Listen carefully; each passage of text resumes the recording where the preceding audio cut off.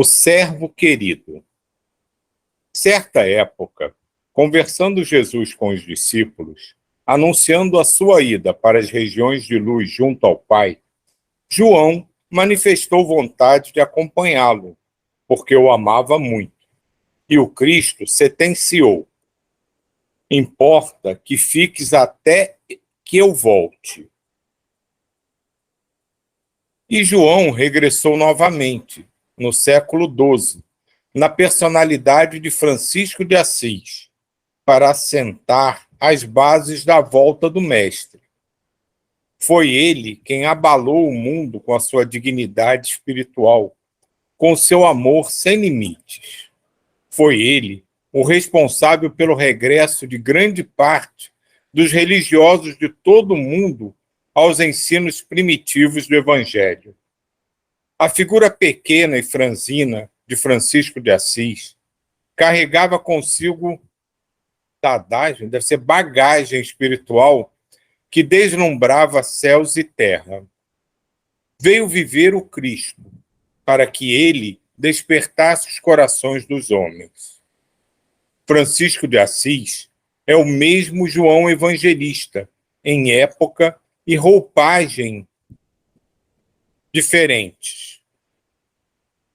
O mesmo espírito de luz, com a mesma missão sublimada de amor em nome de Deus e do Cristo, com a sagrada missão de reintegrar a Igreja Católica Apostólica Romana nos caminhos da humanidade e da renúncia, de fazer com que o Evangelho se esplendesse em meio à petrificação, na qual o orgulho e o poder temporal eram reconhecidos como verdadeiros senhores.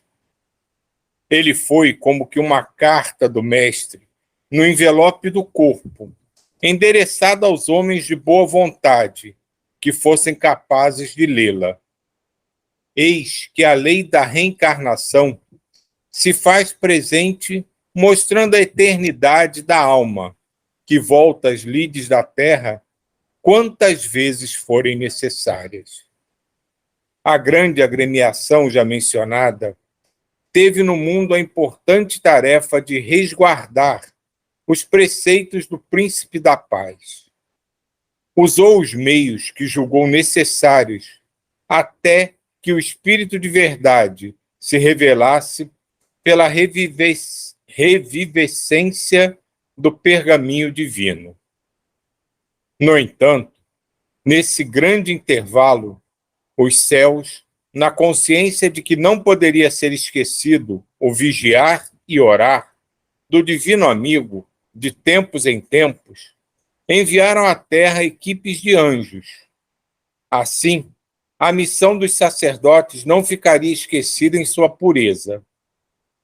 Não foram essas as palavras do alto, condensadas nos 10 mandamentos revelados ao legislador hebreu: amar a Deus sobre todas as coisas? O Evangelho deveria ser pregado à altura do entendimento dos povos, sem avanço temporário, mas sem omissões. Francisco veio suscitar nos cristãos, e em primeira linha, nas autoridades eclesiásticas, o perdão, a concórdia, a humildade, a fé, a caridade, o desprendimento e a obediência, porquanto a prática, aliada à teoria, é luz que a esperança alimenta. Não estamos aqui fazendo críticas à organização cristã, a qual o mundo e as criaturas tanto devem.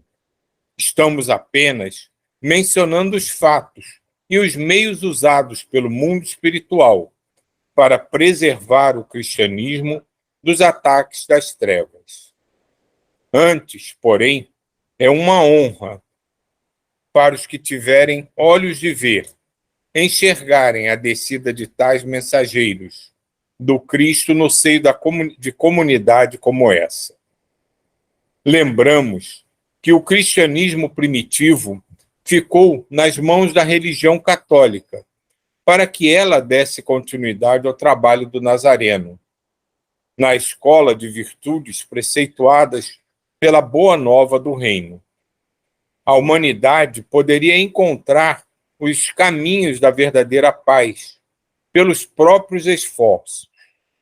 Entretanto, no terceiro século em diante, ela começou a desfigurar a mensagem do Cristo, não por ação consciente dos príncipes da Igreja de Roma ou dos imperadores da época. Não houve culpa, tampouco do povo inculto e insatisfeito, sendo antes esquema da própria evolução. Como entender a ciência da vida sem pelo menos assimilar a ciência da terra?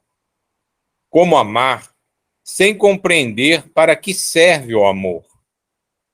Se a massa humana era representada, em sua grande maioria, por ignorantes, de quem a culpa? Se aceitamos a evolução e se fomos criados simples e ignorantes, sujeitos ao progresso, tudo está correndo segundo a previsão de Deus e Jesus Cristo.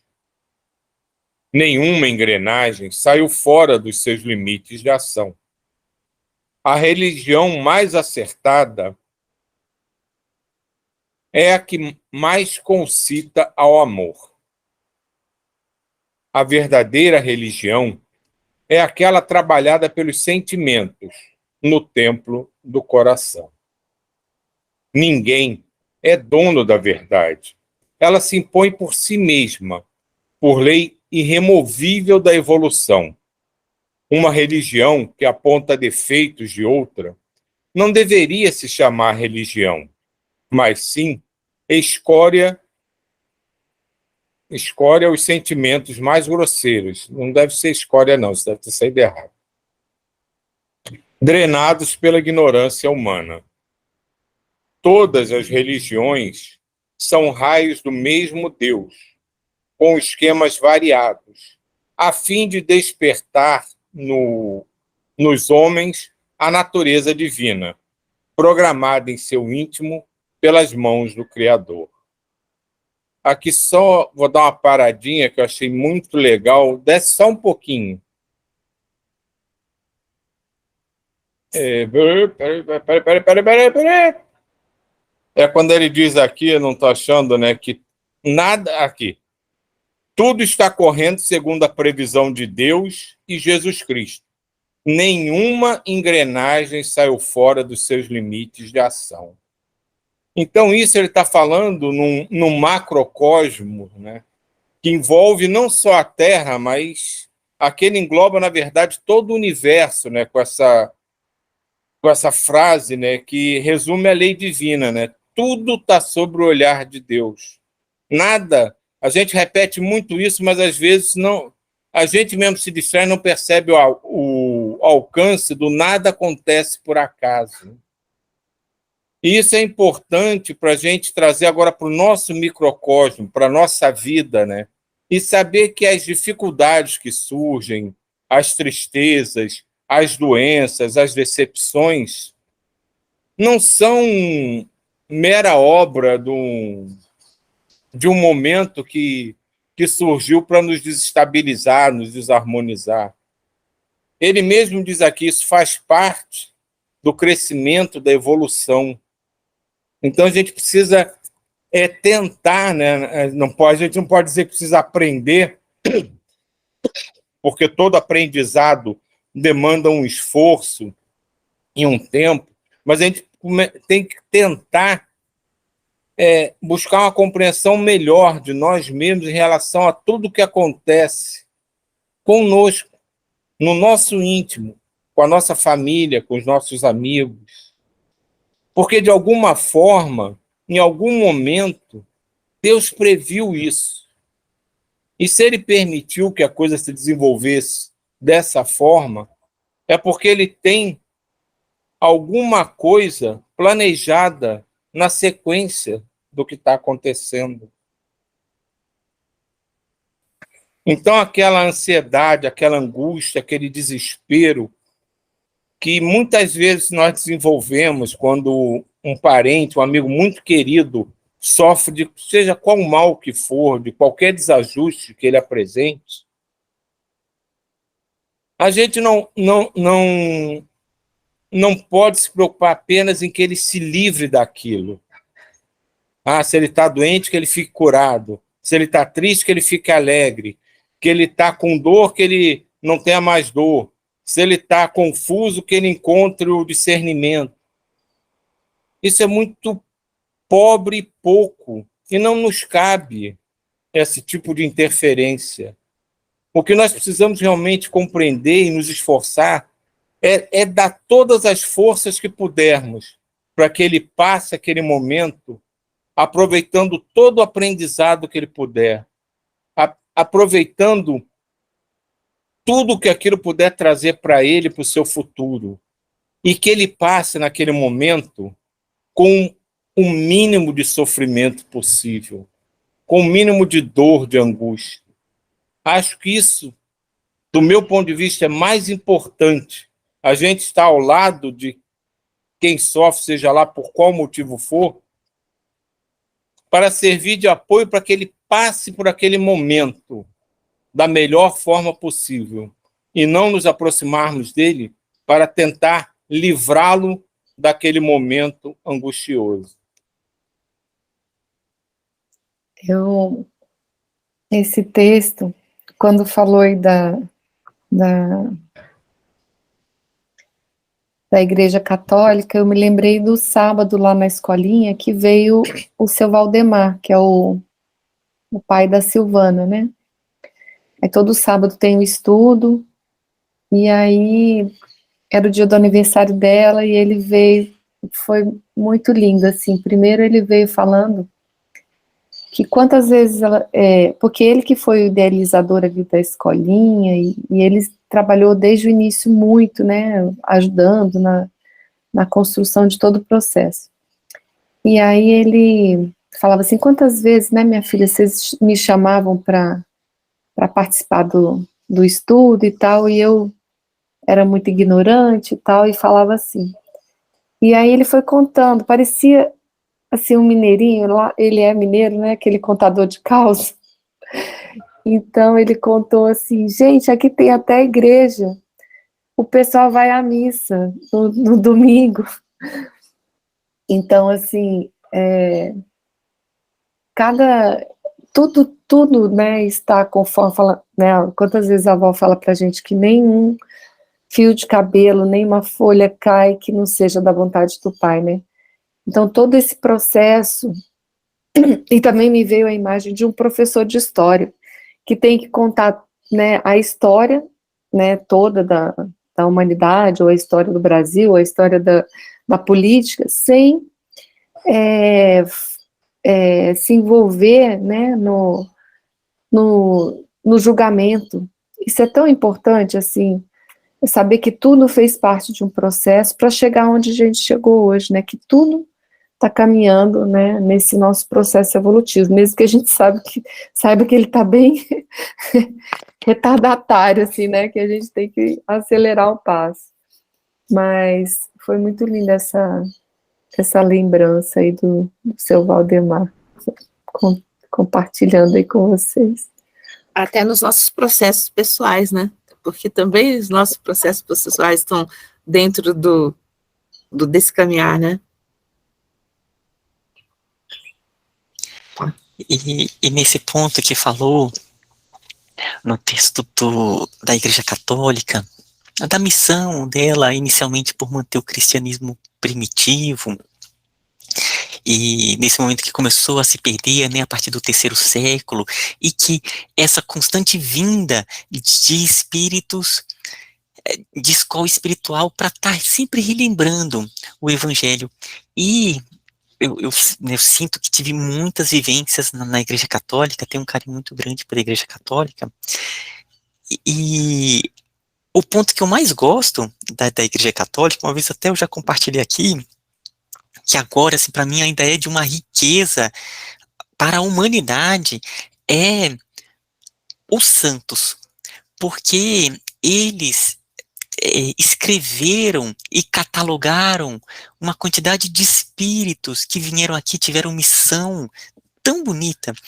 E, né, claro que nesse meio tem outros que foram colocados ali, né, pelas situações aqui da Terra, mas é um manancial belíssimo, e a gente vê toda a variedade de possibilidades espirituais, né? Então tem santos que são profundamente ligados ao aspecto da caridade, né, como o Vicente de Paulo, né? Tem outros que tiveram são santos que tiveram uma vida ali monástica, tipo Teresa d'Ávila, uns processos místicos, né, o São João da Cruz, e são tantos outros missionários, outros profundamente intelectuais, e do ponto de vista de mediunidade, é riquíssimo, né? Então tem médios ali, tem uma quantidade de fenômenos, eu fico tão impressionado como que eles não perceberam todo o potencial da mediunidade, né? Então tem médios videntes, tem médios de desdobramento, médios de cura,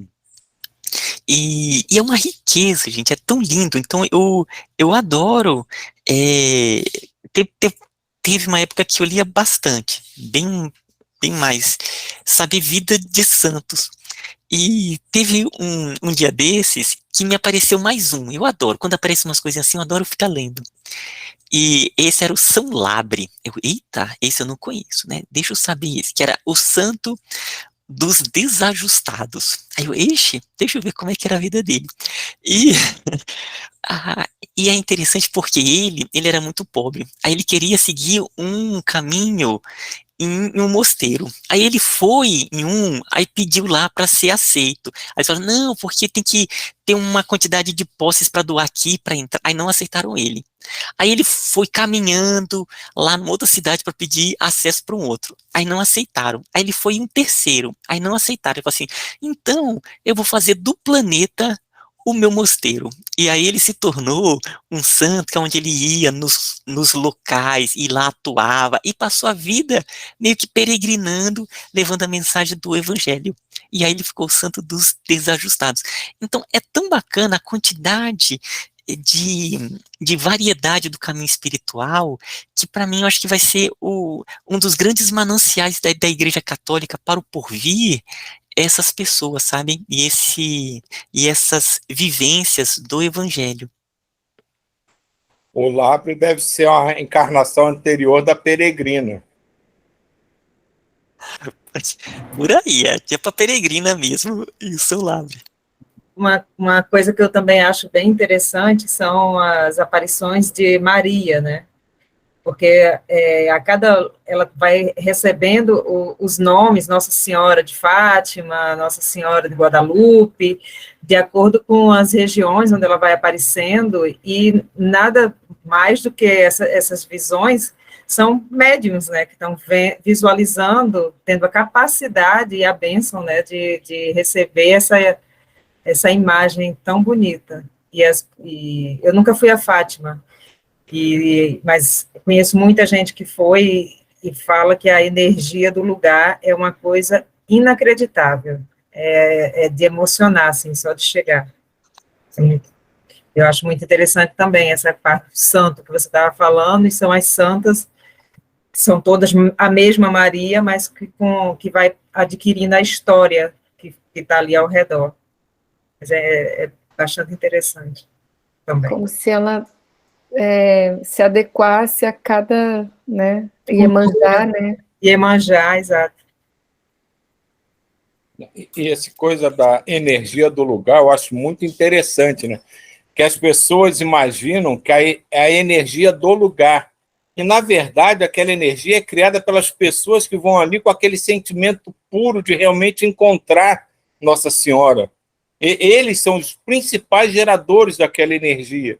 E as pessoas atribuem a energia do lugar, mas a verdade não é daquele lugar. Aquela energia foi crescendo ali, que as pessoas foram depositando aquele amor, aquela vontade de encontrar algo muito elevado. Então aquela energia foi circulando ali, e foi criando uma egrégora vibracional que é criada, na verdade, por cada vez, por exemplo, você falou agora no local, na Nossa Senhora de Fátima, mais uma porção de energia foi direcionada para lá. Então, tudo isso, na verdade, né, não é o local físico, é a mente, é a vontade, o coração das pessoas que cria aquilo. E isso não diminui nunca, só tende a aumentar, porque mais e mais pessoas vão buscando aquele local porque a energia do local é boa. Mas, na verdade, é a gente que está colocando cada vez mais energia boa ali.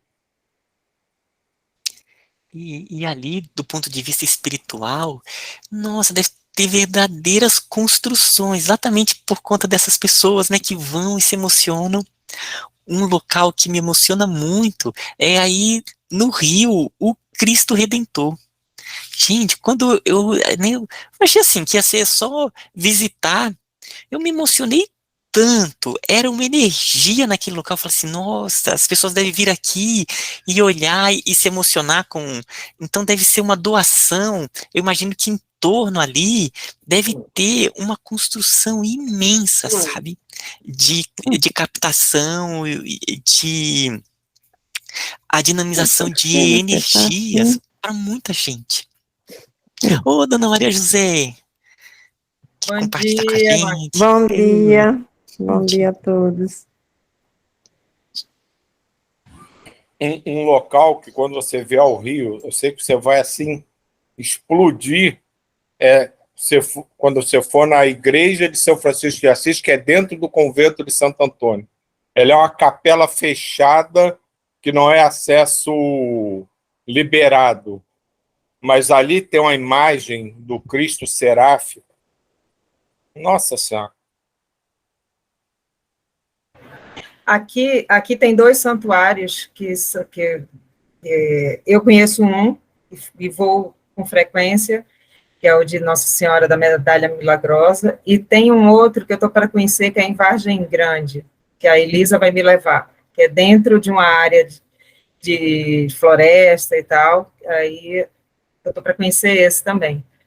Mas esse de Nossa Senhora da Medalha, ele é dentro de uma parte, de um bairro e tem um hospital, São Vicente de Paulo, e lá você tem um acesso a essa igrejinha, esse santuário, que tem uma energia muito linda lá também. É muito legal. Sânia, Você escuta os... Pode quando eu falar. era criança, eu frequentei muito a igreja de Nossa Senhora da Medalha Milagrosa. Minha mãe levava, porque elas são freiras que ficam lá recolhidas, né? Aí tem um local que coloca comida e tudo, e minha mãe levava sempre coisas para elas davam as medalhinhas, né? É muito lindo, assim, é uma lembrança muito boa para mim. E eu também me lembrei de um mosteiro em Campos Jordão, que eu entrei também, não lembro qual. E aqui também, né, Ismael, ainda não fui nesse aqui dos... Como é que é ali do Da mosteiro? mãe três São vezes. Bento. Tem o São Bento. Ah, tem o São Bento, São Bento é. E tem aquele também que é maravilhoso, eu acho, que é o da mãe 3 vezes maravilhosa, santíssima, que é lá perto de Sobradinho, lá perto para aquelas manos ali bem afastadas, que é lindo, lindo. E eu fiquei emocionada aqui agora, gente, porque eu tenho umas medalhinhas, eu tenho umas coisinhas assim que eu fico, né? E tem essa daqui, mas eu sou super desligada disso, porque eu não me lembro muito, assim, né? E tem essa daqui que a Paula fez para mim, a Paula que participa aqui com a gente. Ela é uma... e aí, uma vez que eu fui num centro, com a Maria Odete, que vocês, alguns conheceram, e ela falou, você tá precisando de uma limpeza, minha filha, eu nunca tinha ido e tal, né? E aí, lá nesse centro, eles falaram que estavam vendo a minha proteção, que era Nossa Senhora do Rosário. E eu falei, eu cresci em frente à Igreja do Rosário, né? Todo domingo estava lá na Igreja do Rosário e brincava, né? Em volta da igreja, carrinho de rolemã, soltava pipa, era ali, minha casa era em frente à igreja. E aí, agora que eu vi as rosas aqui que ela fez, que eu sou tão desligada que eu nem me toquei, eu falei, gente, olha ela aqui comigo, eu nem... Né? E eu pego na mãozinha, ela tem a mãozinha toda bonitinha aqui, ó. Aí eu pego assim, encaixa bem o dedinho, bem certinho, sabe? Nessa aqui. Encaixa bem o dedinho, aí eu pego assim, faço oração. Ela é muito fofa, é de biscuit. Olha que fofa. Linda demais. Tão delicada. É exatamente isso. Ó. Cada um pensou no lugar e todo mundo sentiu o maior carinho, se sentiu emocionado. Então, nesse momento, vai assim um caminhão de energia para lá. Isso só fortalece o local.